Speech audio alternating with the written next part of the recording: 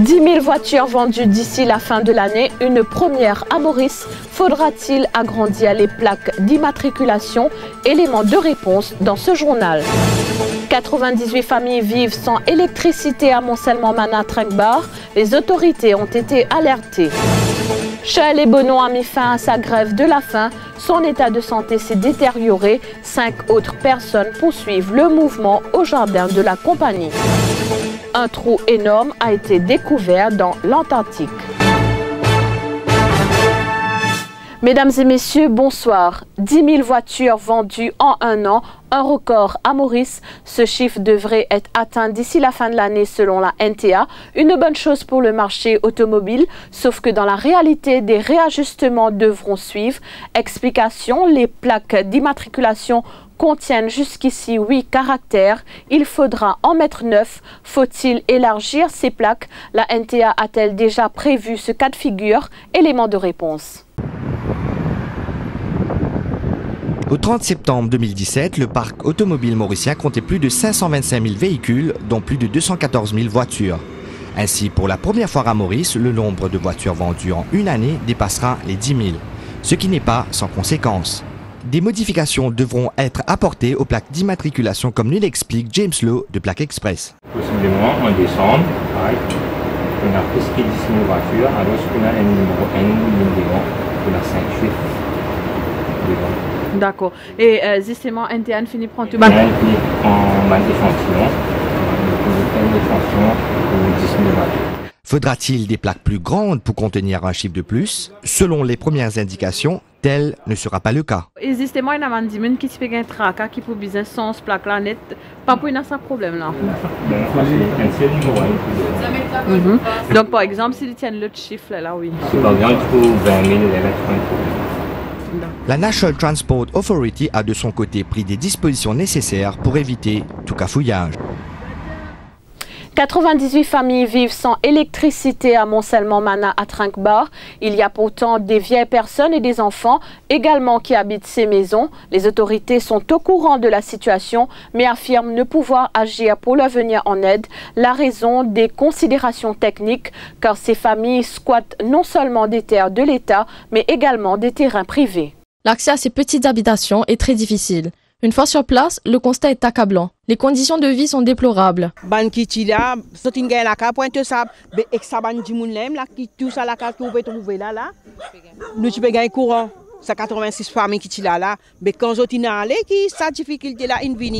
Après enquête, nous comprenons que ces familles squattent des terrains privés. C'est la raison pour laquelle, selon eux, ils ne peuvent faire une demande pour obtenir de l'électricité.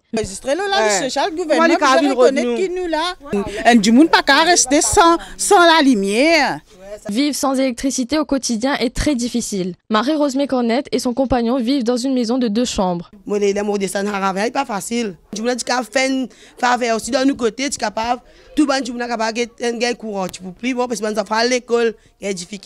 Malgré les difficultés, les familles de Moncellement-Mana font de leur mieux pour que les enfants se rendent à l'école au quotidien. L'année BFT, quand nous avons prévu nous réviser dans la bousie, la fin de l'école nous va réussir faire des vols bien. C'est un fois bizarre nous n'étant pas nous faisons c'est parce que c'est peine à chemin pour qu'à pas rentrer. Quand la boue tout ça là nous a souillé nous aller. Contactée à ce sujet, la PPS Robina Djadou affirme qu'elle travaille de concert avec le ministère des Terres et du Logement pour trouver une solution à cette situation. Ces familles de Moncellement-Mana vivent sans électricité depuis près d'1 an maintenant. Leurs tentatives pour se procurer de l'électricité de manière illégale à travers les pylônes électriques de la région ont été rapportées par le Central Electricity Board.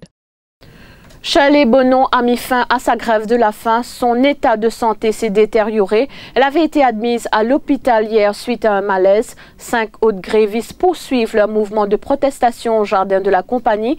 Elles en sont à leur 3e jour de grève de la faim. Plus de 300 femmes cleaneuses réclament une révalorisation de leur salaire qui s'élève actuellement à 1500 roupies par mois. L'État bien rassuré qui quand il donne un contrat public, sous-contracteur peut respecter la loi.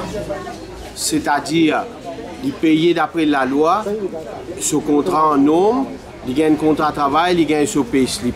Première chose, ça va dire que je n'ai pas travaillé 3 ans. Je travaille beaucoup plus que 3 ans. Il y a des gens qui sont rentrés en 11 ans de cela, ils payent 1500 roupies, automatiquement, ils ont une compensation salaire.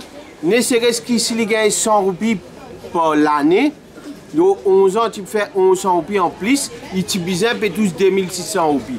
Le ministère du Travail campe sur ses positions. Herbert Jouan affirme que les autorités ne pourront employer ces dames cleaneuses à la place des contracteurs. Aujourd'hui, on présente un problème. Le problème des cleaneuses qui en grève pour le moment. Et notre réclamation, c'est qu'ils ont envie, pour certains qui payent 1500 roupies ou un petit peu plus, ils ont envie, passe comme full-time worker. Et là, de l'option ministère du Travail peut réfléchir pour le moment. Nous pensons que c'est un drame, c'est un problème important où on va travailler là. Nous pouvons travailler, nous pouvons réfléchir pour une solution. Nous continuons à travailler sur une solution là avec l'espoir éventuellement nous sommes capables de régler le problème. Nous toujours, nous ne pas fermer la porte non, certainement pas. Nous réfléchissons, nous pouvons travailler sur une solution. L'idée c'est de régler le problème à la fin. La MCIT a retrouvé un coffre-fort et plusieurs caméras de surveillance sur un terrain en friche à Pamplemousse. Les enquêteurs y ont effectué des recherches après les aveux de Jean-Jacques Russy arrêté dans le cadre de l'enquête sur le meurtre de Ravi Touboul. La veille, le corps de cet habitant de Triolet avait été retrouvé dans la villa Lotus à Pointe-aux-Biches. Le suspect aurait également balancé les noms de ses complices. Une vieille dame a péri dans un incendie qui a éclaté dans une maison à Cité-la-Cure. Le drame s'est produit hier soir. Des pompiers se sont rendus sur place pour circonscrire l'incendie. Malheureusement, ils devaient découvrir qu'une vieille dame âgée de 98 ans est morte dans la maison. Exactement, il y a mon gars là, c'est moi, il y avait 9h15, voilà. Il y a un téléphone pompier, on a 9h, 9h05. Et de nous sommes rentrés, mais impossible. Je ne passe pas devant, bon, on essayait. Je ne trouve pas capable, on ne passe pas derrière, par la fenêtre, on casse vite. On donne un coup de main, beaucoup de monde, mais pas capable de rentrer. Non, fini. Il y a une chose, il y a une recyclage vite, il y a une trouve là, parce que ça la fumée qui se fait là, pas trouvé. Il y a une recyclage fini, décédé. Mais vous pensez qu'il est capable de provoquer ça incendie là? Bon, c'est une couche à cuire. La bougie? Impossible. Non, parce que ça là, il va allumer la bougie. Et mon frère, quand il y a les check partout, mais pas la bougie.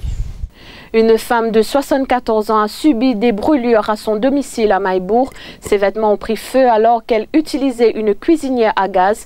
La fille de la septuagénaire a été légèrement brûlée en tentant de lui porter secours. L'état de santé de la septuagénaire est jugé sérieux. Il veut envoyer un signal fort, raison pour laquelle Maître Rachid Amin, adjoint au directeur des poursuites publiques, invite les magistrats Renouka Debi et Vijay Apadou à imposer à la MCB l'amende maximale prévue par la loi, soit 2 millions de roupies.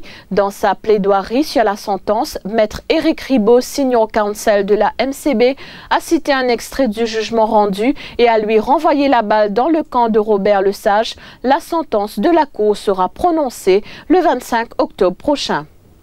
La suite de ce journal dans quelques instants.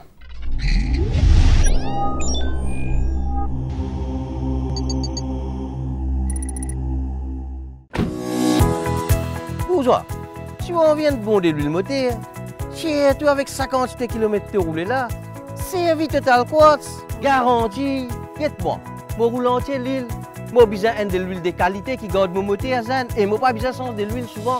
À cause de ça même, moi service Total Quartz. De l'huile moteur, c'est moi qui choisis. Total Quartz, keep your engine younger for longer. Madame Sheila, vous êtes une faire beaucoup shopping aujourd'hui. Eh oui, si tout famille qu'on fait un smart choice, ou capable de gagner beaucoup pour l'argent.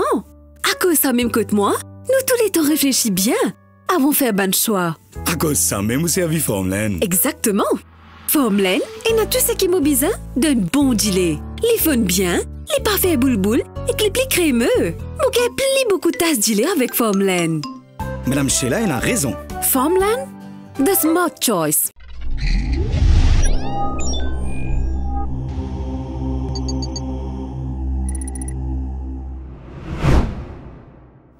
Un trou est apparu au beau milieu de l'étendue d'eau de mer gelée qui ceinture le continent antarctique. Apparu sur les images satellites, il intrigue particulièrement les scientifiques. La Polynie de Weddell, c'est son nom, a atteint la taille maximale de plus de 80 000 km² et étonne par sa localisation.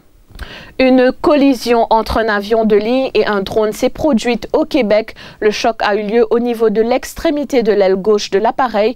Alors que celui-ci terminait son approche de la piste, le pilote a annoncé un atterrissage d'urgence et il a pu atterrir sans encombre. Voilà, nous sommes arrivés à la fin de ce journal. Merci de votre attention. L'information continue sur le www.defimedia.info.